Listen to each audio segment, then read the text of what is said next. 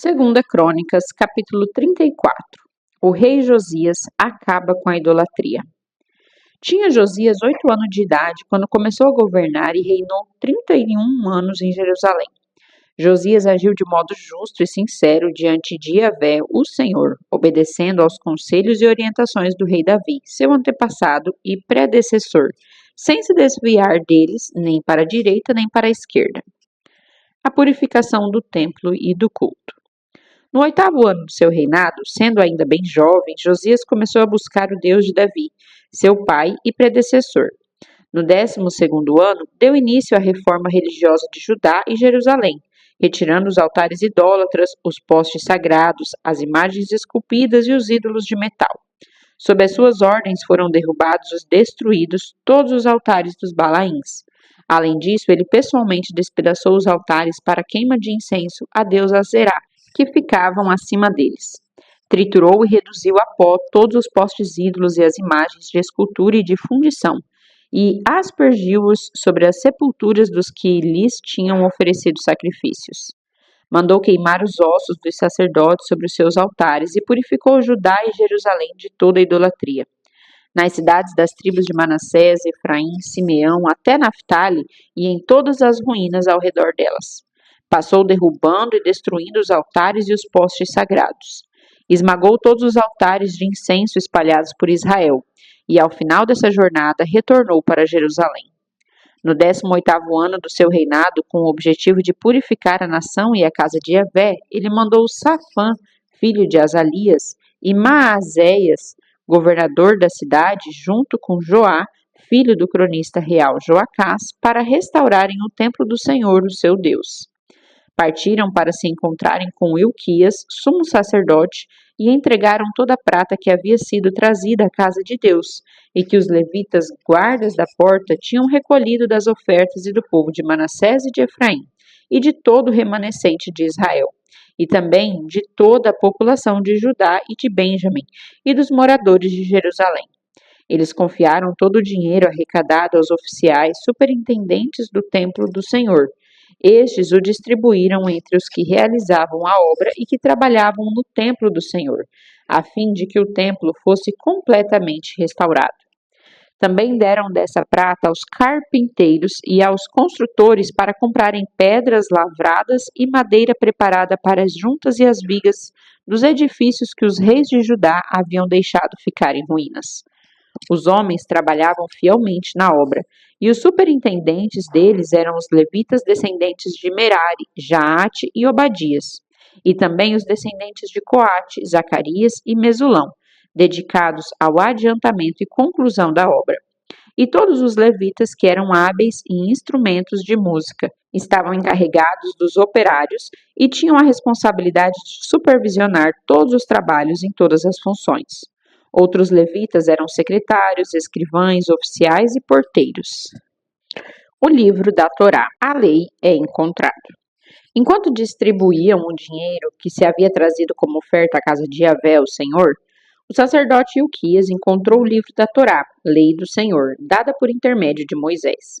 Então Ilquias comunicou ao secretário Safã: achei o livro da Torá, lei, na casa de Yahvé, o Senhor, e entregou o livro nas mãos de Safã. Safã levou o livro ao rei e contou-lhe: eis que os teus servos estão fazendo tudo quanto se lhes ordenou. Tomaram a prata encontrada no templo do Senhor e a entregaram nas mãos dos superintendentes e nas mãos dos que fazem a obra. O escrivão Safã relatou ainda ao rei: o sacerdote Ilquias entregou-me um livro. E Safã leu algumas partes da obra para o rei. Assim que o rei ouviu as palavras da Torá, lei, o rei rasgou suas vestes.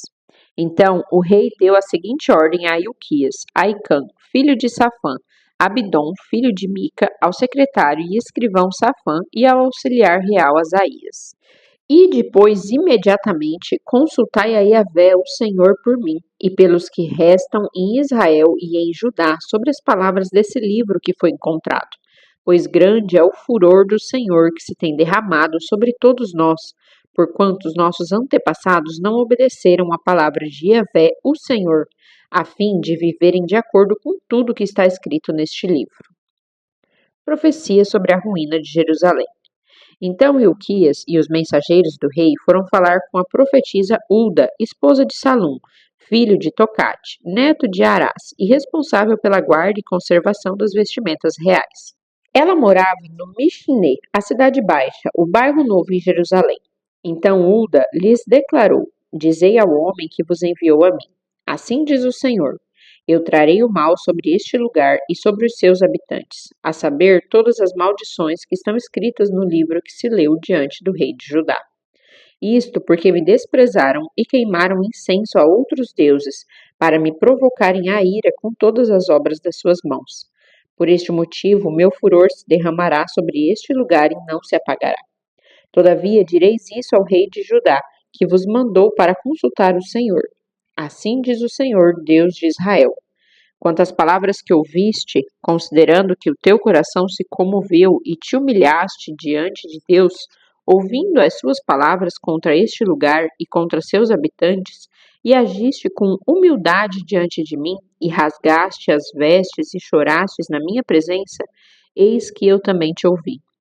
Oráculo de Yahvé, isto é, assim declara o Senhor. Portanto, eu reunirei os seus antepassados, e serás recolhido ao teu sepulcro em perfeita paz, e os teus olhos não contemplarão todo o mal que trarei sobre este lugar e sobre seus habitantes. Em seguida, eles voltaram com essa resposta ao rei. Josias faz um pacto com Deus.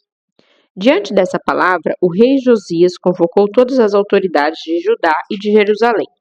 Em seguida, subiram à casa de Yahvé, o templo do Senhor, na companhia de todos os líderes de Judá e todos os cidadãos de Jerusalém, os sacerdotes e os levitas. Toda a população, dos mais simples aos mais importantes, jovens e idosos. E diante de todos, o rei leu em alta voz todas as palavras do livro da aliança que havia sido encontrado no templo do Senhor. Ele tomou o seu lugar e diante de Yahvé estabeleceu uma aliança comprometendo-a a seguir o Senhor e obedecer de todo o coração e de toda a alma os seus mandamentos, aos seus testemunhos e aos seus estatutos, cumprindo zelosamente as palavras da aliança escritas naquele livro. Também fez com que todos os que estavam em Jerusalém e em Benjamim se comprometessem com o mesmo pacto. E todos os moradores de Jerusalém passaram a obedecer e a proceder de acordo com a aliança de Deus, o Deus de seus antepassados. Josias retirou todas as abominações de todas as terras que pertenciam aos israelitas, e ainda fez com que todos os que estavam em Israel cultuassem e servissem a Yahvé, o Senhor, seu Deus. Enquanto viveu, não deixaram de andar de acordo com a vontade do Senhor, Deus de seus pais. 2 Crônicas, capítulo 35. A Páscoa é celebrada em Jerusalém. Então o rei Josias celebrou o sacrifício da Páscoa para Yahvé, o Senhor, em Jerusalém. E o cordeiro da Páscoa foi imolado no 14º dia do primeiro mês. Ele designou sacerdotes nos seus cargos e os motivou a servirem na casa de Yahvé, o templo do Senhor. E ordenou aos levitas que ensinavam a todo Israel e que estavam consagrados ao Senhor: Depositai a arca sagrada no templo que edificou Salomão, filho de Davi, rei de Israel. Já não tereis mais esta responsabilidade sobre os vossos ombros. Agora, pois, cultuai a Yahvé, o Senhor, vosso Deus, e servi ao seu povo Israel. Preparai-vos segundo as vossas famílias, segundo as vossas turmas de serviço, conforme os preceitos de Davi, rei de Israel, e as prescrições de Salomão, seu filho. Permanecei no lugar santo com um grupo de levitas para cada subdivisão das famílias do povo. Imolai a Páscoa, santificai-vos e ficai à disposição de vossos irmãos, agindo de acordo com a palavra de Yahvé, o Senhor, transmitida por Moisés. E o próprio rei Josias deu ao povo que ali estava reunido um total de 30.000 ovelhas e cabritos para as ofertas da Páscoa, além de 3.000 bois. Tudo foi tirado dos bens pessoais do rei. Seus chefes e oficiais também fizeram ofertas voluntárias ao povo, aos sacerdotes e aos levitas. Ilquias, Zacarias e Jeiel, chefes do templo de Deus, deram aos sacerdotes, para os sacrifícios da Páscoa, 2.600 cordeiros e cabritos e 300 novilhos. Da mesma maneira, Conanias, com seus irmãos Semaías e Natanael, e os líderes dos levitas, Asabias, Jeiel e Josabade, Forneceram graciosamente aos levitas 5.000 ovelhas e cabritos e 500 bois. Todo o grande serviço religioso foi organizado e os sacerdotes assumiram de bom grado suas funções com o auxílio dos levitas em seus turnos. Tudo conforme o rei orienta. Então sacrificaram os cordeiros da Páscoa e os sacerdotes aspergiram o sangue que recebiam das mãos dos levitas, que também retiravam a pele dos animais. Eles separaram os sacrifícios para os distribuírem ao povo, conforme os grupos das famílias do povo, a fim de que elas os oferecessem a Yahvé, o Senhor, segundo está escrito no livro de Moisés. E fizeram o mesmo com os novilhos. Assaram os cordeiros da Páscoa no fogo, segundo a prescrição, e cozinharam as ofertas sagradas em panelas, em caldeirões e em tachos, e rapidamente as repartiram entre todo o povo. Depois prepararam o que era necessário para si e para os sacerdotes, porquanto os sacerdotes descendentes de Arão se ocuparam até o pôr do sol em oferecer os sacrifícios e a gordura. Por isso os levitas prepararam a parte deles e as dos sacerdotes descendentes de Arão. Os músicos e cantores descendentes de Asaf estavam em suas posições, segundo o mandado de Davi, e de Asaf, e de Amã, e de Jedutum, vidente do rei, como também os porteiros, a cada porta. Não necessitaram de se desviar do seu ministério, porquanto seus irmãos, os levitas, preparavam tudo quanto precisavam. Deste modo, portanto, se estabeleceu todo o serviço de Yahvé naquele dia, para celebrar a Páscoa e oferecer holocaustos sobre o altar do Senhor, de acordo com as orientações do rei Josias. Todos os filhos de Israel que estavam presentes celebraram a Páscoa naquele dia e durante 7 dias participaram da festa dos ázimos, pães sem fermento. A Páscoa não havia sido celebrada dessa maneira em Israel desde os dias do profeta Samuel, e nenhum dos reis de Israel havia organizado uma Páscoa como esta, como fez o rei Josias, com os sacerdotes, os levitas e a cooperação de todo Judá e Israel que ali se reuniram com os habitantes de Jerusalém. Esta grande celebração da Páscoa foi realizada no 18º ano do reinado de Josias. Josias morre na batalha de Megido. Passados todos esses acontecimentos, havendo o rei Josias já restaurado o templo, subiu Neco, rei do Egito, para guerrear nos campos de Carquemes, junto ao Eufrates, e Josias marchou para enfrentá-lo. Neco, no entanto, enviou-lhe mensageiros com a seguinte advertência: Que tenho eu contigo, rei de Judá? Não interfiras nesta batalha, porquanto não vou contra ti no dia de hoje, mas contra a casa que me provocou a guerra. E mandou Deus que me apressasse. Portanto, cuida de não te opores tu a Deus, que é comigo, para que ele não te destrua também. Contudo, Josias decidiu não voltar atrás e disfarçou-se para enfrentá-lo na batalha. Josias não quis dar ouvidos ao que Neco lhe comunicara por ordem de Deus, e foi combatê-lo na planície de Megido. Durante o embate, flecheiros atingiram o rei Josias, pelo que ordenou aos seus oficiais: Tirai-me daqui, porquanto estou gravemente ferido. Seus servos o tiraram do seu carro de combate, levaram-no para um segundo carro e o transportaram às pressas para Jerusalém, onde morreu. Ele foi sepultado nos túmulos dos seus antepassados, e todos os habitantes de Judá e de Jerusalém choraram por ele. Jeremias também compôs um poema de lamento em homenagem a Josias, e todos os músicos e cantores, até nossos dias, falam de Josias em suas composições. Tais obras se tornaram uma tradição em Israel e estão escritas na coletânea de Lamentações. Quanto aos demais atos do rei Josias, suas muitas proezas e ações piedosas, de acordo com o que está escrito na Torá, a lei de Yahvé, o Senhor, e aos acontecimentos do reinado de Josias, tanto os primeiros como os dos últimos eventos, eis que estão todos escritos no livro da história dos reis de Israel e Judá. 2 Crônicas, capítulo 36. O rápido reinado de Jeoacás. O povo da terra tomou Jeoacás, filho de Josias, e o proclamou rei em lugar de seu pai, em Jerusalém.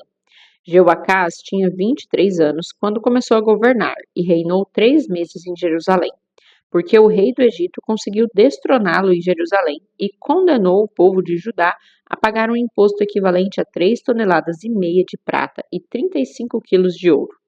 O rei do Egito designou Eliaquim, irmão de Jeoacás, rei sobre Judá e sobre Jerusalém, e mudou-lhe o nome para Jeoaquim. Entre mentes, Neco aprisionou Jeoacás, irmão de Eliaquim, e o levou para o Egito. O reinado de Jeoaquim. Jeoaquim tinha 25 anos quando começou a governar e reinou 11 anos em Jerusalém. Ele fez o que é mal diante de Yahvé, o Senhor seu Deus. Então o rei da Babilônia, Nabucodonosor, o atacou e o fez cativo, preso a correntes, a fim de levá-lo para a Babilônia. Nabucodonosor tomou e levou também para a Babilônia uma parte do mobiliário da casa de Yahvé e o depositou em seu palácio. Os demais atos de Jeoaquim e todas as atitudes perversas que praticou, bem como todas as faltas pelas quais fora culpado, estão registrados no livro dos reis de Israel e Judá. E o seu filho Jeoaquim passou a reinar em seu lugar. O reinado de Jeoaquim, rei de Judá. Tinha Joaquim 18 anos quando foi proclamado rei e governou apenas 3 meses e 10 dias em Jerusalém. Fez ele o que é detestável para o Senhor. O reinado de Zedequias em Judá. Na primavera, o rei Nabucodonosor mandou levá-lo para a Babilônia junto com os objetos de valor retirados da casa de Yahvé, o Senhor, e proclamou Zedequias, tio de Jeoaquim, rei sobre Judá e sobre Jerusalém. Zedequias tinha 21 anos de idade quando começou a reinar e governou durante 11 anos em Jerusalém. Ele também agiu de maneira reprovável para Yahvé, o Senhor seu Deus, e não deu ouvidos nem se humilhou diante do profeta Jeremias, que lhe aconselhava como porta-voz de Yahvé, o Senhor. Além disso, rebelou-se contra o rei Nabucodonosor, que o tinha feito jurar por Deus. Mas, mesmo assim, continuou teimoso e arrogante para não se arrepender dos seus atos e voltar a Yahvé, o Senhor, Deus de Israel.